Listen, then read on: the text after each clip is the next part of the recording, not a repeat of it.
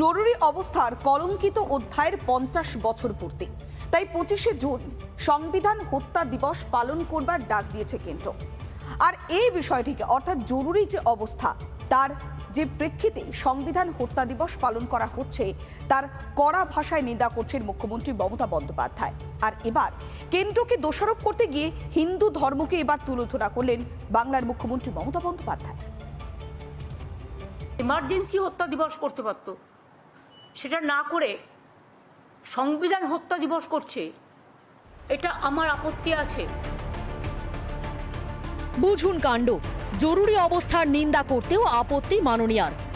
ভারতের গণতন্ত্রের একটি কালো অধ্যায়, যে সময় গণতন্ত্রকে টুঁটি চেপে হত্যা করা হয়েছিল, তাতেও আপত্তি মমতা বন্দ্যোপাধ্যায়ের। আসলে 25শে জুন জরুরি অবস্থার 50 বছর পূর্তি, দেশের সেই কলঙ্কিত অধ্যায়কে সংবিধান হত্যা দিবস হিসেবে পালনের ডাক দিয়েছে কেন্দ্র। তাতেই চটেছেন মমতা বন্দ্যোপাধ্যায়। শুনুন তো ঠিক কি বললেন মুখ্যমন্ত্রী। ইমার্জেন্সি হত্যা দিবস করতে পারত, সেটা না করে সংবিধান হত্যা দিবস করছে, এটা আমার আপত্তি আছে। I totally condemn this idea. বলছি renewed commitment to democratic values and constitutional morality. আমার কথা হচ্ছে, আজকে কি ডেমোক্রেসি ভারতবর্ষে আছে? মুর্শিদাবাদে কাঁদছে হিন্দু মা বোনেরা, বাংলায় পুড়েছে হিন্দুদের বাড়িঘর, মোথাবাড়িতেও একই ঘটনা। ভুলে যায়নি বাংলার মানুষ। ঘরে আগুন লাগিয়ে কিছু নাই, আমার সবই শেষ করে দিয়েছে। সব আগে লিছে দিয়ে আগুন লাগাচ্ছে, আমরা পালিয়ে এসছি এখানটাতে। আমাদের প্রধান সব বাড়ি ঘর পুড়িয়ে দিয়ে, আবার জলে বিষ ঢালানো হয়েছে, আবার পেট্রোল ঢালানো হয়েছে, সোনা গালা সব কাপড় ধরি সব নিয়ে চলে গেছে। আমাদের বাড়িতে কিছু নাই, সব আগুনে দাই দাই করে পুড়ছে আমাদের বাড়ি ঘর। বাংলাতে বিভিন্ন সময় দেখা গেছে পুলিশের গাজোয়ারি, এমনকি বাংলায় নিরাপদ নয় পুলিশও। প্রাণ ভয়ে লুকোতে দেখা গেছে সেই আইনের রক্ষকদেরও। বিরোধীদের অভিযোগ, বাংলায় পদে পদে আক্রান্ত হচ্ছে গণতন্ত্র। স্বৈরাচার ও একনায়কতন্ত্র এতই পছন্দ মুখ্যমন্ত্রীর। রাজ্যের মানুষেরও তো জানার অধিকার আছে যে আমাদের সরকার কি বলবো পারঙ্গত ল অ্যান্ড অর্ডার সামলাতে, যে মাঝে মাঝে 163 করতে হয়, মাঝে মাঝে 144 করতে হয় বিভিন্ন এলাকায়, অর্থাৎ আইন শৃঙ্খলা সামলাতে অপারগ। আর আইন শৃঙ্খলা রাজ্য পুলিশের হাতে আছে, কেন্দ্র সরকারের হাতে তো নেই।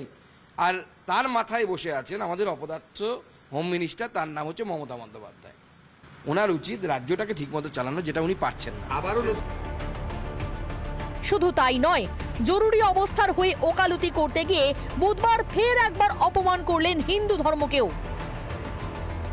রোজ সংবিধান বদলাচ্ছেন আর নিজেদের পরিকল্পিত নকল একটা ধর্ম মানুষের উপর চাপিয়ে দিয়ে আপনারা আপনাদের নিজেদের এজেন্ডা, आप लोगों का अपना एजेंडा लोगों का ऊपर आप दे रहा है। হিন্দু ধর্মকে নকল বলে আসলে কাকে অপমান করলেন মুখ্যমন্ত্রী?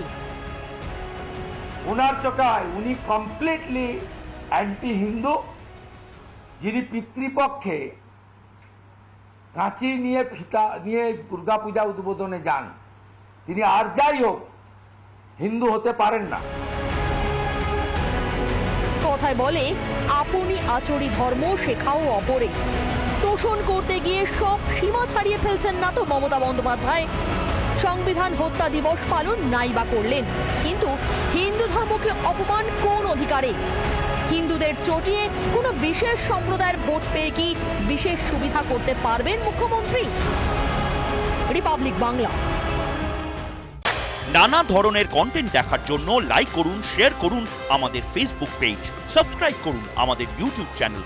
পাশাপাশি অন্যান্য ব্রেকিং নিউজের জন্য অবশ্যই চোখ রাখুন রিপাবলিক বাংলায়।